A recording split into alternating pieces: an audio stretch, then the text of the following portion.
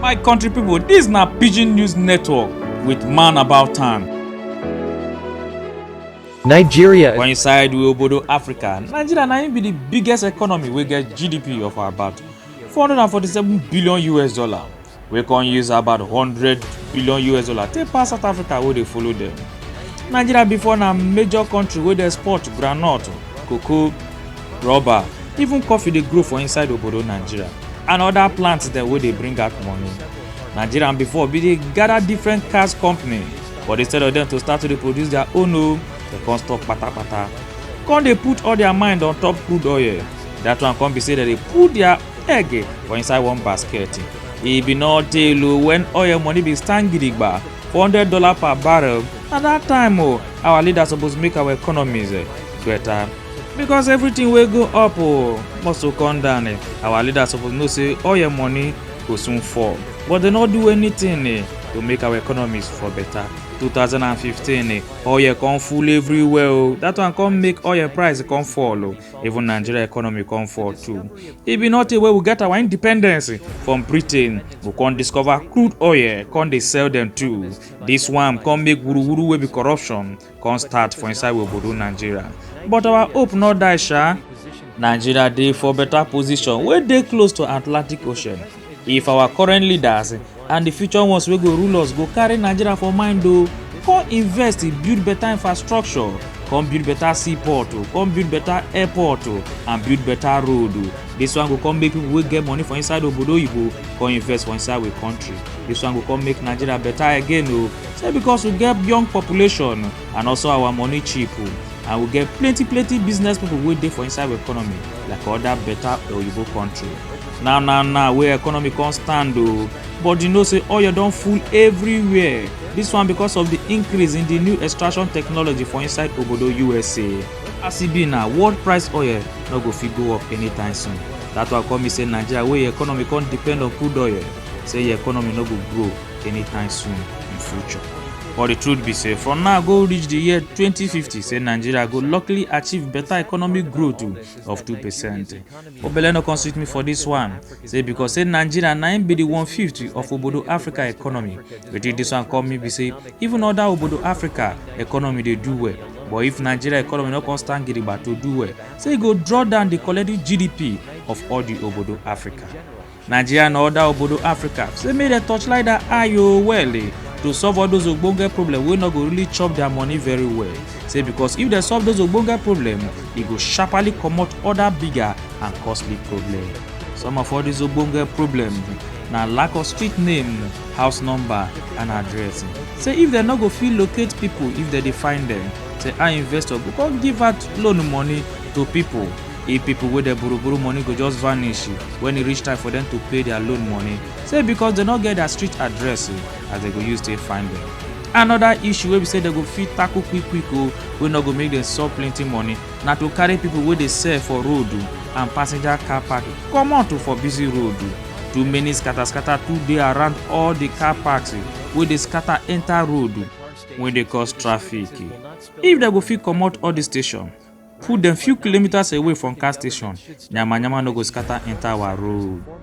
This one na the last but not the least kpata African leaders may they arrange their informal sector and formalize them. IMF be shocked where they gather come see how big obodo Africa informal sector be.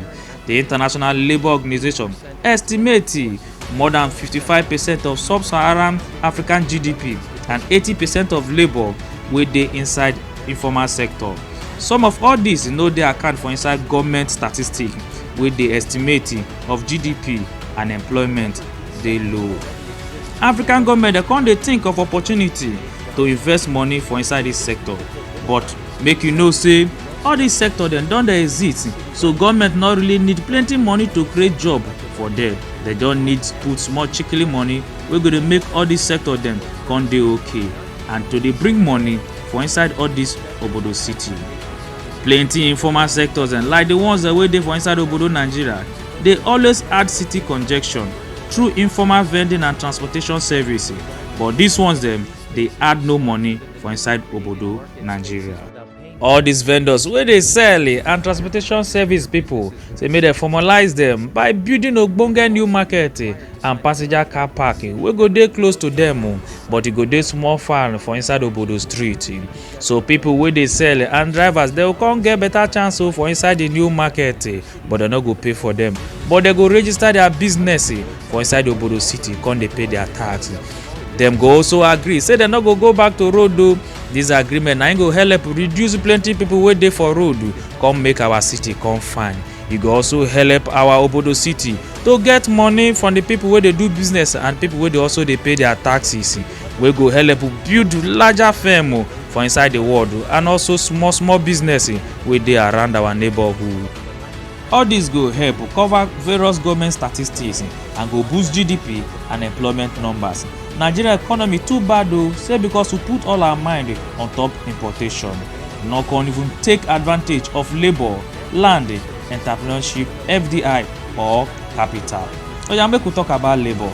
Nigeria get the population, both skilled and unskilled labor, but work no dey. Oya make we talk about land. Nigeria get plenty land o, but money and equipment no come dey.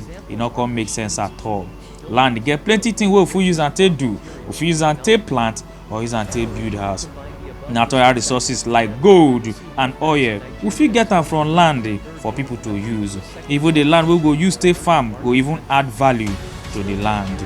Oya make we talk about capital. This na where Nigeria get plenty problem, poor production. For example, like machine, tools, building, road, bridges, truck, facilities and even raw materials. This one come mean say not be only money we need from them but knowledge, skills and technology. Now if you join all these factors wey I just mention now, you go know say how Nigeria go take waka comot from third world country come become second world country or come be big country for inside market. Nigeria wey get population of about 200 million people no can even get single industrial base to talk of. Even dem no fit even generate more than 10% of light wey dem want. Na only small infrastructure wey dem get and na only small good road wey connect 4 to 5 big obodo cities. No railway, no inland waterways. Only the thing wey dey work for Nigeria na people wey go school wey sabi speak big grammar. Oil for my eye no be anything pass Dutch disease. If we work 1 or 2 problems wey I don yarn, Nigeria economy door go open and e go grow. E fit happen in the next 6 months, e fit happen in the next 1 year or 60 years or 600 years. This na Pidgin News Network o.